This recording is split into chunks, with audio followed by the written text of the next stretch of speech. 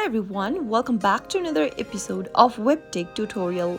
In today's video, I'm going to show you how to download Aruba PEC application right on your iPhone. Watch the video till the end and don't forget to subscribe to our channel by hitting that subscribe button. Press the notification bell so that you'll never miss another upcoming upload from us. Open up your App Store to get started. Into the search box, type in Aruba PEC and perform your search. Once you find the application displayed in the search result, tap the Get button. Now wait until the application gets downloaded on your iPhone, which is an easy and a quick process. Once the application is done, tap on Open to launch Open Aruba PEC application on your iPhone.